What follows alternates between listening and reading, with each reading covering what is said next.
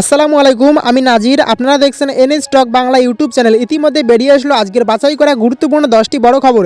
তাই প্রতিটি খবর আপনার জন্য অত্যন্ত গুরুত্বপূর্ণ। খবরগুলি অবশ্যই শেষ পর্যন্ত দেখবেন। আপনার কাছে ছোট্ট একটি অনুরোধ, ভিডিওটিতে একটি লাইক করবেন আর ভিডিওটির নিচে লাল সাবস্ক্রাইব বাটনটি ক্লিক করে পাশে আসা ঘন্টাটা চেপে দেবেন এই রকম লেটেস্ট ট্রেন্ডিং খবরগুলি সবার আগে দেখার জন্য। শুরুতেই চোখ রাখবো আজকের গুরুত্বপূর্ণ খবর। নজরে তথ্য ফাঁস, হোয়াটসঅ্যাপ আনছে নয়া প্রাইভেসি পলিসি। বিশ্বায়নের যুগে দাঁড়িয়ে 8 থেকে 80 সকলেই মজেছে স্মার্টফোনের নেশায়। স্মার্টফোন এবং ইন্টারনেট যেন ডিজিটাল দুনিয়ায় এখন একে অপরের সমার্থক। ইন্টারনেট ব্যবহার করে সোশ্যাল মিডিয়ার সাহায্যে পৃথিবীটাকে হাতের মুঠোয় বন্দি করা হয়েছে। যা চাইছি তাই সেকেন্ডের ভগ্নাংশে ফুটে উঠে চোখের সামনে। যুগের সঙ্গে তাল মিলিয়ে স্মার্টফোনের মতোই মানুষও হয়ে উঠেছে আরও আধুনিক, প্রযুক্তি নির্ভর। তবে এই সমস্ত প্রযুক্তির তথা ইন্টারনেট এবং সোশ্যাল মিডিয়ার সঠিক ব্যবহার না জানলে এটি আমাদের জীবনে যে কোনো মুহূর্তে বড়সড় বিপর্যয় ডেকে আনতে পারে, ঘটতে পারে অঘটন। ভারতের সোশ্যাল মিডিয়া প্ল্যাটফর্ম হিসেবে সবচেয়ে বেশি গ্রাহক রয়েছে সাধারণত ফেসবুক এবং হোয়াটসঅ্যাপের। অতি সম্প্রতি এই দুই মিডিয়ার মাধ্যমে মানুষের গুরুত্বপূর্ণ ব্যক্তিগত তথ্য ফাঁস হয়ে যাওয়ার অভিযোগ উঠেছিল। নিজেদের ব্যক্তিগত তথ্য হ্যাক হয়ে যাওয়ায় চিন্তিত হয়ে পড়েন ফেসবুক, হোয়াটসঅ্যাপ ব্যবহারকারীরা।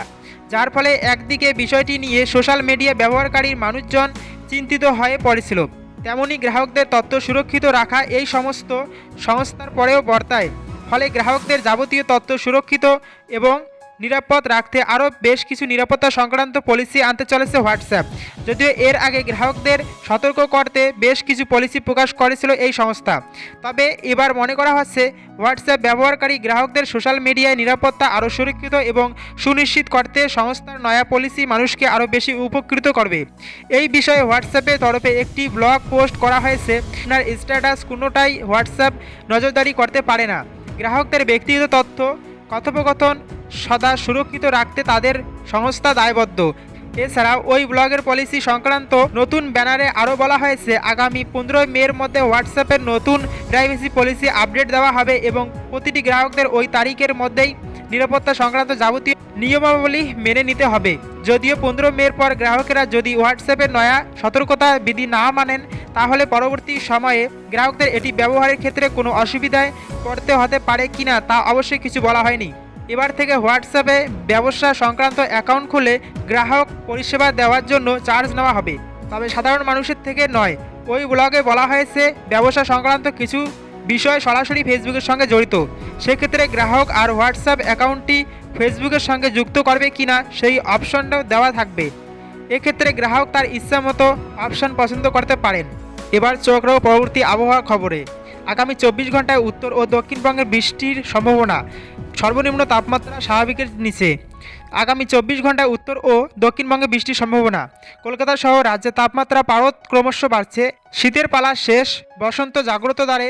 ভোর বা রাতের দিকে ঠান্ডা হালকা আমেজ থাকলেও শীত কার্যত পাততাড়ি গুটিয়েছে। তবে ভোরের দিকে কোথাও কোথাও কুয়াশার দাপট দেখা যাচ্ছে। দক্ষিণবঙ্গের কয়েকটি জেলায় এদিনও বৃষ্টির পূর্বাভাস জারি করেছে আলিপুর আবহাওয়া দপ্তর। পুরুলিয়া, পশ্চিম মেদিনীপুর, ঝাড়গ্রাম সহ পশ্চিমাঞ্চলের জেলাগুলিতে বৃষ্টি হতে পারে। তবে আবহাওয়া দপ্তর জানিয়েছে কলকাতায় বৃষ্টির আপাতত সম্ভাবনা নেই। মঙ্গলবার কলকাতার ন্যূনতম তাপমাত্রা ছিল 18.8 ডিগ্রি সেলসিয়াস। বুধবার তা বেড়ে হয়েছে 19.8 ডিগ্রি সেলসিয়াস। বৃহস্পতিবার অবশ্য তাপমাত্রা কিছুটা কমলো। এদিন শহরের সর্বনিম্ন তাপমাত্রা ছিল 17.1 ডিগ্রি সেলসিয়াস, যা স্বাভাবিকের থেকে 1 ডিগ্রি কম। আগামী 24 ঘন্টায় উত্তর ও দক্ষিণবঙ্গ জুড়ে বিক্ষিপ্ত বৃষ্টির পূর্বাভাস দিয়েছে হাওয়া অফিস। সকালে মেঘমুক্ত থাকলেও বেলা 12টার পর থেকে কলকাতার আকাশে ধীরে ধীরে মেঘেরা জোর বাঁধতে শুরু করবে।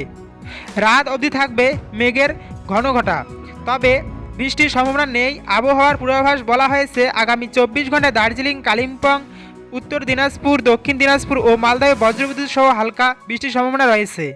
এবার চোখ রাখব পরবর্তী গুরুত্বপূর্ণ খবরে। ফের ঊর্ধ্বমুখী দেশের করোনা গ্রাফ। সংক্রমণের নতুন হটস্পট মহারাষ্ট্র। লকডাউন ঘোষণা 2 জেলায়। ফের হু করে বাড়ছে দেশের করোনা সংক্রমণ। ঊর্ধ্বমুখী করোনা গ্রাফ। গতকালের পর আজ ফের বাড়ল দৈনিক সংক্রমণ। দৈনিক মৃত্যু অবশ্যই কমেছে গতকালের চেয়ে, তবে নতুন করে করোনা হটস্পট হয়ে উঠেছে মহারাষ্ট্র। রাজ্যের 2 জেলায় জারি করা হয়েছে লকডাউন।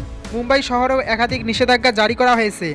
স্বাস্থ্য মন্ত্রকের পক্ষ থেকে প্রকাশিত রিপোর্ট বলছে গত 24 ঘন্টায় দেশে করোনা ভাইরাসে আক্রান্ত হয়েছে 13,193 জন। ফের বাড়ছে দেশের করোনা সংক্রমণ। গত 24 ঘন্টায় দেশে করোনা ভাইরাসে আক্রান্ত হয়েছেন 13,193 জন। গতকাল যেখানে 12,000-এর কাছাকাছি ঘোরাফেরা করছিল সেটা এখন অনেকটাই বেড়ে গিয়েছে। আক্রান্তের সংখ্যা হু হু করে বাড়ছে মহারাষ্ট্রে। করোনা সংক্রমণের নতুন হটস্পট হয়ে উঠেছে এখন মহারাষ্ট্র। গতকাল এদিনে 5,000 জন করোনা ভাইরাসের আক্রান্ত হয়েছেন মহারাষ্ট্রে। পরিস্থিতি মোকাবিলায় তৎপর উদ্ধব ঠাকরে সরকার। মুম্বাই শহরেও একাধিক নিষেধাজ্ঞা আরোপ করা হয়েছে। দক্ষিণ আফ্রিকার করোনা স্ট্রেন নতুন করে ভাবাতে শুরু করেছে, সেই নিয়ে ভারত ঢুকে পড়েছে। যদিও করোনা সংক্রমণ গতকালের চেয়ে দৈনিক মৃত্যুর সংখ্যা কমেছে। গতকাল 100 ছাড়িয়েছিল করোনা ভাইরাসের সংক্রমণ, সেটা কমে 97 হয়েছে শুক্রবার। দেশে মোট করোনা ভাইরাসের সংক্রমণ এখন 1,09,63,349। সক্রিয় রোগীর সংখ্যা 1,39,592। করোনা সংক্রমণ কাটিয়ে সুস্থ হয়ে বাড়ি ফিরে গিয়েছেন 1,06,6741 জন। দেশে করোনা সংক্রমণে মৃত্যুর সংখ্যা বেড়ে হয়েছে 1,56,111। এদিকে করোনা টিকাকরণ কর্মসূচিও চলছে জোর কদমে। স্বাস্থ্য মন্ত্রকের পক্ষ থেকে জানানো হয়েছে বৃহস্পতিবার পর্যন্ত 97,46,523 জনের করোনা টিকাকরণ হয়েছে দেশে। এবার চোখ রাখবো পরবর্তী গুরুত্বপূর্ণ খবরে। 149 টাকায় চলবে 3.5 সপ্তাহ অফার জিওর। আজকের দিনে রিচার্জ প্ল্যান সাধারণ মানুষের কাছে অত্যন্ত গুরুত্বপূর্ণ একটি বিষয়। এই মুহূর্তের ভারতের বাজারে রয়েছে বেশ কিছু কোম্পানি, তাদের তরফে ক্রেতাদের জন্য প্রায় প্রতিদিনই নিয়ে আসা হয়ে থাকে আকর্ষণীয় প্ল্যান, যা ব্যবহার করেন সাধারণ মানুষ। তবে অনেক সময়ে অল্প দামের মধ্যে প্ল্যান খুঁজলে পান তা ক্রেতারা, আর সেই কারণেই একেবারে ক্রেতাদের জন্য আনা হলো নতুন সুবিধা। 500 টাকার মধ্যে জিওর তরফে কী কী প্ল্যান আনা হয়েছে তা এক ঝলকে দেখে নেওয়া যাক। ভারতের বাজারে অত্যন্ত জনপ্রিয় কোম্পানিগুলির মধ্যে একটি হলো জিও। খুব অল্প সময়ের মধ্যে বাজারে এসে একের পর এক প্ল্যান নিয়ে এসে যথেষ্ট জনপ্রিয় হয়েছে জিও, আর সেই কারণে ক্রমেই পিছিয়ে পড়েছে অন্যান্য কোম্পানিগুলি। যদিও ইতিমধ্যে জিওর অন্যতম প্রতিযোগী হিসেবে বাজারে নিজেকে প্রমাণ করেছে এয়ারটেল, পাশাপাশি নতুনভাবে বাজারে এসে আকর্ষণীয় পদক্ষেপ গ্রহণ করেছে উই। তবে তার মধ্যেও 500 টাকার মধ্যে জিওর তরফে যে সকল প্ল্যান নিয়ে আসা হয়েছে তা এক ঝলকে দেখে নেওয়া যাক। জিওর তরফে আনা হয়েছে 149 টাকার প্ল্যান। এই প্ল্যানে রয়েছে 24 জিবি ডেটা ব্যবহারের সুবিধা, এছাড়াও রয়েছে আনলিমিটেড কলের সুবিধা। এই প্ল্যানে রয়েছে 24 দিনের ভ্যালিডিটি। অন্যদিকে রয়েছে 199 টাকার প্ল্যান। এই প্ল্যানে রয়েছে 1.5 জিবি করে ডেটা ব্যবহারের সুবিধা। তার সঙ্গে এই প্ল্যানে রয়েছে 1.5 জিবি ডেটা ব্যবহারের সুবিধা। এই প্ল্যানে রয়েছে 28 দিনের ভ্যালিডিটি। তাছাড়া রয়েছে বেশ কিছু সুবিধাও।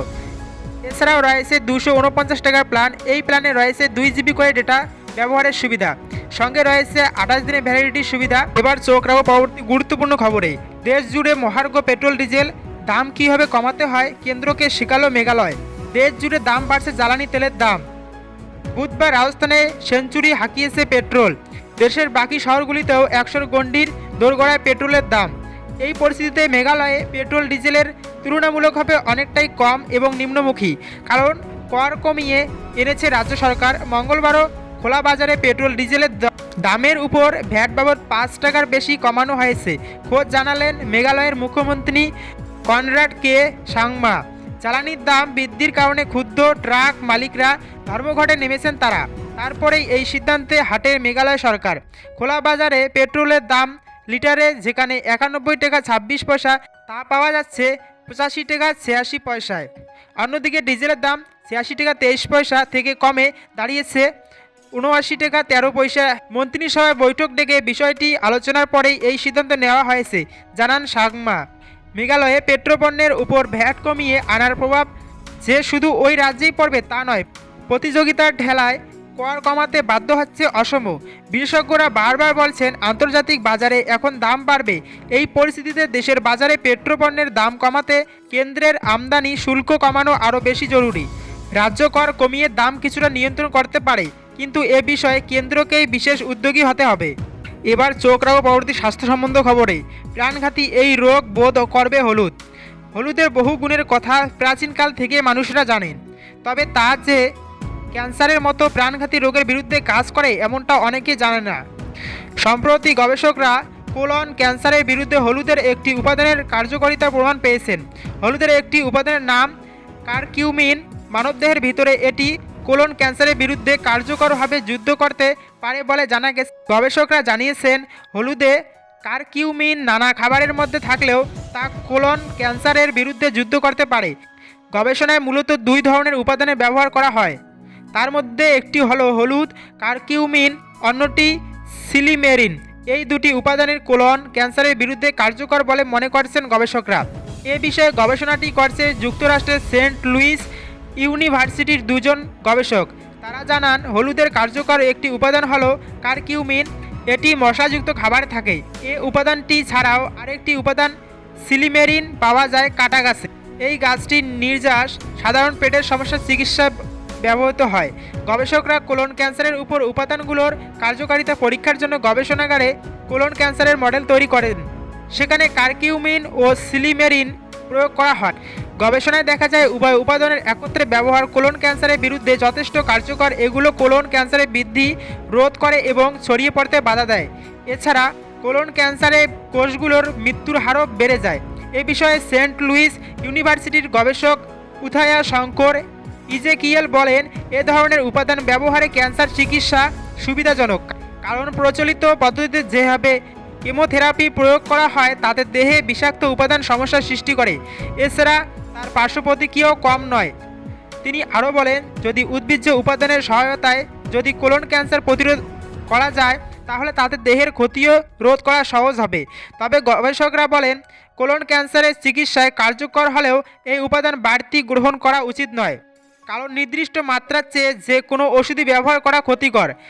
আর তাই উচ্চমাত্রায় যে কোনো উপাদান ব্যবহার তাতে পার্শ্ব প্রতিক্রিয়া হতে পারে। কোলন ক্যান্সারের চিকিৎসায় এই পদ্ধতি ব্যবহারের জন্য আরও কিছুদিন পরীক্ষা নিরীক্ষা করা হবে।